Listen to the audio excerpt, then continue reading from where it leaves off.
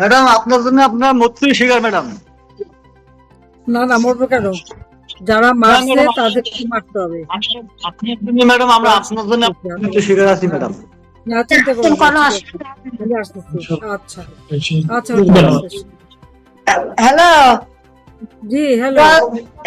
আমার এই ছেলেরা অসহায় ছেলেরা ঢাকাতে আসছিল, আসার পরে কিরা একটা বলে দিয়েছে দিল্লি 7 লাখ টাকা দাবি করছিল, তো আমরা দিতে পারিনি বলে আমার ছেলেরা বাড়ি এসে বিরাট মারা ধরা করে, বিরাট আধা মারা করে, পঙ্গু করে একেবারে বাজারে নিয়ে গেছিল। তাই আমরা আমলিক করি, এই জন্য তাই এই জন্য আমাদের মারা ধরা করে বিরাট বাড়ি ছাড়া ঘর ছাড়া আমাদের বাড়িতে ঢুকতে দিচ্ছে না। বাড়ির মধ্যে প্রতিদিন আসছে, ঘরের মধ্যে যা আসছিল লুটপাট করে সব নিয়ে গেছে ওরা। আমরা এখন বাসায় যেতে পারছি না। এখন আমরা অসহায় হসপিটালে পড়ে আছি, বাচ্চারা নিয়ে, অসহায় ছেলেরা নিয়ে, চিকিৎসার লোক নেই, তারা দেখাশোনা কেউ করছে না। আপনারা যদি একটু সাহায্য করেন তাহলে আমার বাচ্চারা যদি বেঁচে যায়। চিন্তা করুন না, সাহায্য করবো, চিকিৎসা ব্যবস্থা করবো। হ্যাঁ, আল্লাহ আপনাদের বাসায় রাখুক, একটু করবেন। আমরা অসহায়, বিরাট অসহায় শোনা, আমাদের কিচ্ছু নেই, বাড়ির সব লুটপাট করে তারা নিয়ে গেছে, বাড়ি ঢুকতে দেয়নি। সব লুটের মাল উদ্ধার করবো, আর ওদের যা আছে তাই সবাই বিলাই দেবো, চিন্তা করেন না। খালি ধৈর্য ধরেন আর 3-4 মাস। আর এই ছেলেরা একদম হসপিটালে পড়ে রয়েছে, তার চিকিৎসা করার টাকা পাচ্ছি না, ডাক্তারের যে টাকা দেবো, আজ এই 1 মাস ধরে এই হসপিটালে এসে পড়ে রয়েছি। দেখে আমি খোঁজ নিই, এই যে আমাকে এমপি সাহেব একটু খোঁজ নিতে হবে, আফিলে বলতে হবে, 7 আফিলে। আফিল যোগাযোগ। জি ম্যাডাম, এমপি সাহেব আমাদের দেখছে না ম্যাডাম। এমপি সাহেব আমাদের কোনো দেখাশোনা করছে না, টাকা পয়সা দিয়ে সাহায্য করছে না। সেটা Apil Uddin MP sir madam. সে কাফিল উদ্দিন, সেই এমপি, সে কোনোদিন আমাদের দেখাশোনা খোঁজ খবরও নেয় নাই, পুরো টাকা পয়সা দিয়ে সাহায্য করে নাই। আচ্ছা, দেখে আমি কথা বলবো, খুঁজে বের করতে আছে। আমি বলছি, আমার কথাটা একটু বললাম, একটু গুরুত্ব দিয়েন, কি করবেন আপনার একটু সাহায্য করে। নিশ্চয় করবো, হ্যাঁ সাহায্য করবো। আপনারা আমার ছেলেরা একটু দয়া করে, আপনারা যদি দয়ার মায়া করে যদি আমার ছেলেরা কিছু টাকা পয়সা দিতে পারেন, তা আমার চিকিৎসা করতে পারবো শোনা। চিকিৎসা হবে, আপনি চিকিৎসার দায়িত্ব আমি নিচ্ছি, আপনি চিন্তা করেন না, চিকিৎসা করে দেবো। ওই তো দলটা বলে আপনার দল করি বলে, আপনাদের দল করি আমরা, এই জন্য এই ছেলেরা এই অবস্থা। এই যা বলছে ওনারা বলতে দাও না, তোমরা এত পাশ দিয়ে কথা বলো কেন? আমি তো বুঝতে পারতেছি উনি কি বলতেছেন। বলছি আমি। আসসালামু আলাইকুম ম্যাডাম, আপনি দেশে আসলে ভালো হবে ম্যাডাম, খুব উপকার হবে। হ্যাঁ, চলে আসতেছি। আচ্ছা ম্যাডাম, ঠিক আছে। আমার তো বলছে দেশে আমাদের পাঠাবে, সেই তাই দেখতে আসবো কিভাবে করে। আপনি যদি দেশে আসেন, তা কত জনগণ বেঁচে যাবে, কত বাচ্চারা তারা বেঁচে যাবে শোনা। ম্যাডাম আপনার জন্য আপনার মৃত্যুই স্বীকার ম্যাডাম। না না, মরবো কেন? যারা মারছে তাদেরকে মারতে হবে। ম্যাডাম আমরা আপনার জন্য মৃত্যু স্বীকার আছি ম্যাডাম। না, চিন্তা করুন না, আমি আসতেছি। আচ্ছা আচ্ছা, আসসালামু আলাইকুম।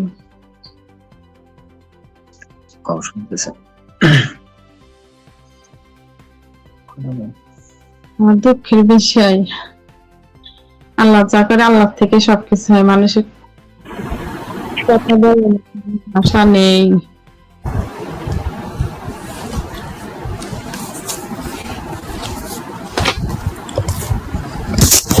আমি শুনছি, আমার তো মাঝখানে হয়ে গেছিল। স্বামী হারা হয়ে দেশের জন্য তিনি জীবন দিয়েছেন, আল্লাহ নিয়ে গেছে। আমার কথাই একটা, আমার পরিবারের জন্য আমার পাশে থাকবেন, আল্লাহর কাছে দোয়া করি আমরা যেন আবার দেশে ফিরে আসতে পারি। না ইনশাআল্লাহ আমি আসবো, চলে আমি তো আছি আপনাদের সাথে। আমি জানি যে ঘটনা ঘটেছে, তো মানে সহ্য করা যায় না। কেমন জিনিস আমি নিজেও ভাবি নাই, কেস মানে কোনো কিছুই না, ভালো মানুষকে নিয়ে যে এরকম নির্যাতন করিয়া ফেলছে। ইস, আমি আজকে এই তথ্যগুলি পাঠাইছি, ইংল্যান্ডে বিভিন্ন জায়গায় পাঠালাম। আমি এই পাঁচজন যে গত 6 দিনের সপ্তাহ ইংল্যান্ড লিখে পাঠাইছিলাম, দেখছেন তো সকালে আপনি বলার পর। আসসালামু আলাইকুম নেত্রী। আসলে বলার মতো কোনো ভাষা আমাদের জানা নাই। আমরা কেন চিন্তা করবো? নেত্রী সবই নিঃস্ব করে দিয়েছে। 5ই আগস্ট থেকে আমাদের ব্যবসা বাণিজ্য থেকে সবকিছু তছনছ করে দিয়েছে নেত্রী।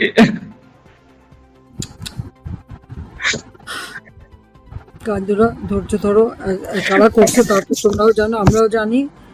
এগুলি একেবারে বাইসে বাইসে বের করে এগুলি শাস্তি দেওয়া হবে, কোনো চিন্তা করো না।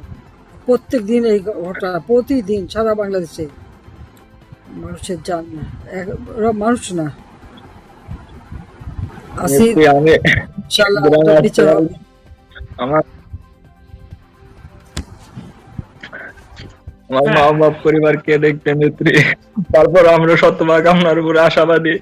আমার মা যেমন সৎ পথে থেকে আপনাদের জন্য কাজ করছে, দেশের জন্য কাজ করছে, আমরাও প্রস্তুত আছি নেত্রী।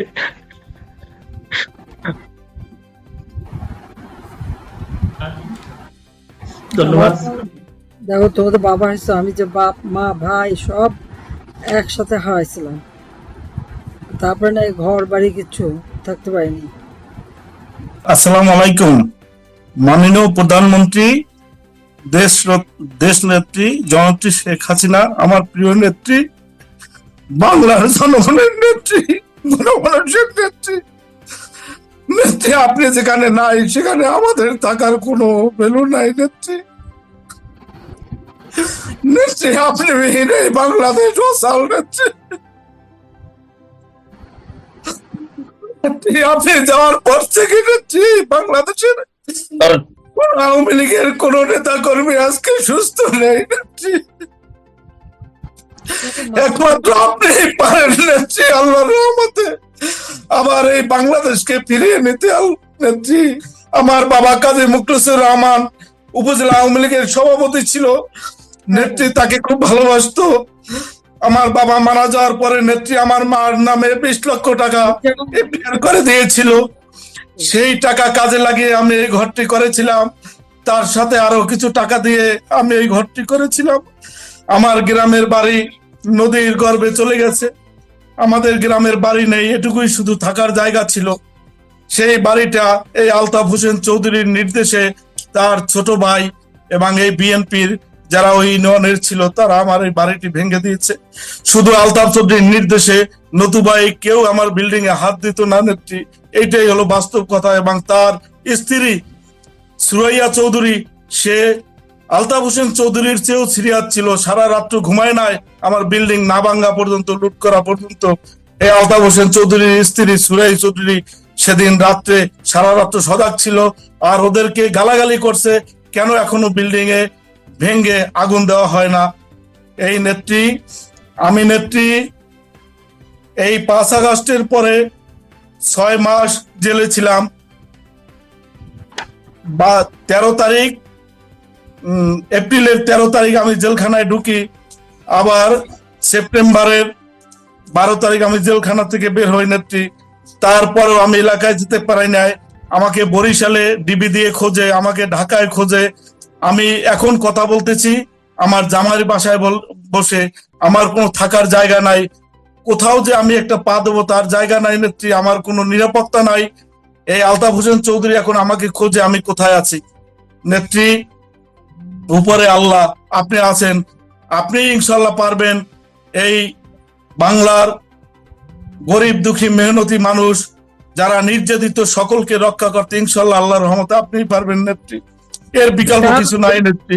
এ বাবলু, তার বউ এই কথা বলে, তার বউ তোমাদের উপরে এরকম জুলুম করে নেত্রী, কঠিন কঠিন নেত্রী, উনি সবচেয়ে খারাপ। না, তাহলে তোর বাপের সাথে বেমানি করো। ওর বাপ বর্ষতুল্লাহ চৌধুরী না ভোলার, সে তো সবসময় আওয়ামী লীগই করছে। আমি আসার পরে তো আমার সাথেই ছিল।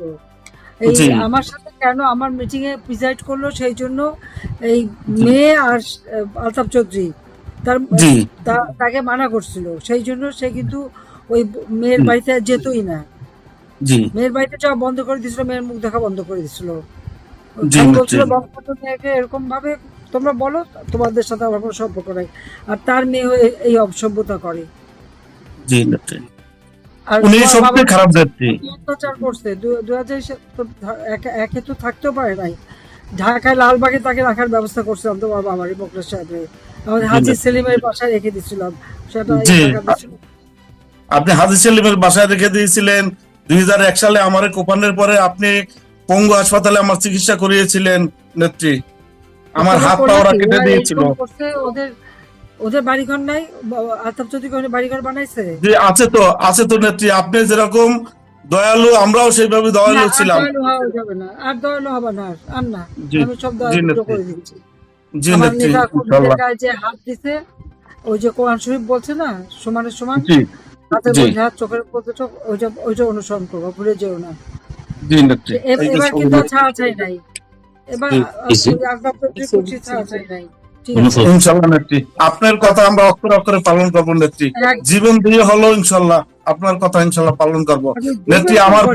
বোন আমার মেজ বোন তার সম্পূর্ণ জমি জমা ওরা দখল করে নিয়ে গেছে। সবসময় এখানে মির্জাগঞ্জে সবসময় ওরা তাণ্ডব করে। জি নেত্রী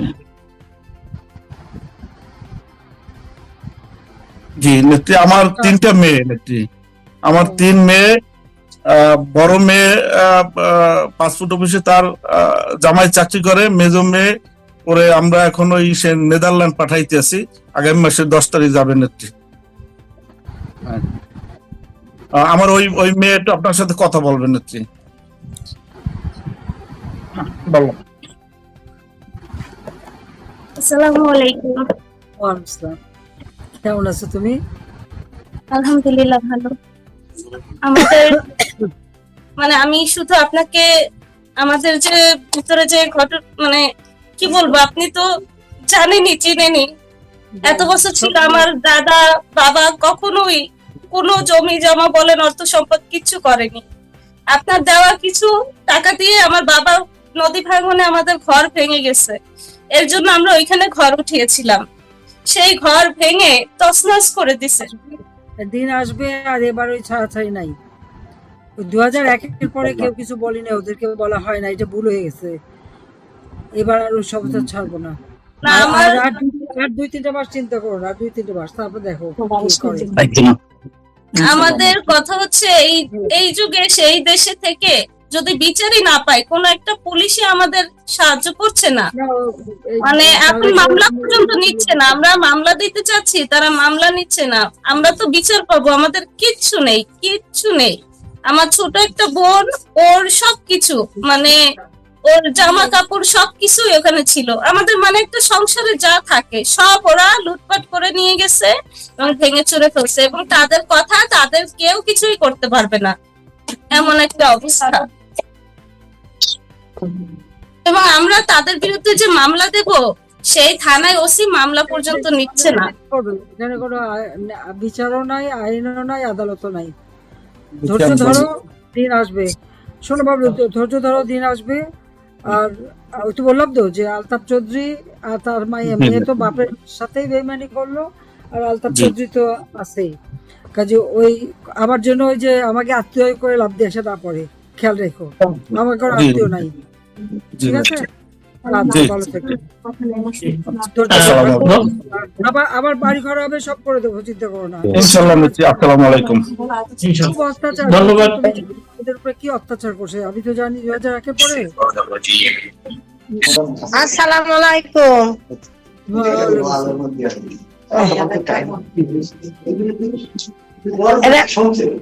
হ্যালো, জি হ্যালো। আমার এই ছেলেরা অসহায় ছেলেরা ঢাকাতে আসছিল, আসার পরে কিরা একটা বলে দিয়েছে দিল্লি 7 লাখ টাকা দাবি করছিল, তো আমরা দিতে পারিনি বলে আমার ছেলেরা বাড়ি এসে বিরাট মারা ধরা করে, বিরাট আধা মারা করে, পঙ্গু করে একেবারে বাজারে নিয়ে গেছিল। তাই আমরা আমলিক করি এই জন্য,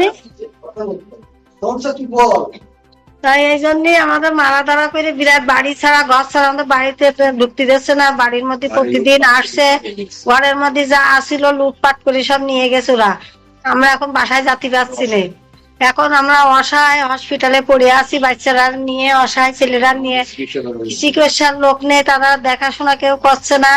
আপনারা যদি একটু সাহায্য করেন তাহলে আমার বাচ্চারা যদি বেঁচে যায়। সাহায্য করবো, চিন্তা করেন না, সাহায্য করবো, চিকিৎসা ব্যবস্থা করবো। হ্যাঁ, আল্লাহ আপনাদের বাসায় রাখুক, একটু করবেন। আমরা অসহায়, বিরাট অসহায় শোনা, আমাদের কিচ্ছু নেই। বাড়ি সব লুটপাট করে তারা নিয়ে গেছে, বাড়ি ঢুকতে দেয়নি। সব লুটের মাল উদ্ধার করবো, আর ওদের যা আছে তাই সবাই বিলাই দেবো, চিন্তা করেন না। খালি ধৈর্য ধরেন আর 3-4 মাস। আর এই ছেলেরা একদম হসপিটালে পড়ে রয়েছে, তার চিকিৎসা করার টাকা পাচ্ছি না। ডাক্তারের যে টাকা দেবো, আজ এই 1 মাস ধরে এই হসপিটালে এসে পড়ে রয়েছি। দেখে আমি খোঁজ নিই, এই যে আমাকে এমপি সাহেব একটু খোঁজ নিতে হবে, আফিলে বলতে হবে, 60 আফিলে আফিল যোগাযোগ ম্যাডাম এমপি জি ম্যাডাম এমপি সাহেব আমাদের দেখছে না ম্যাডাম।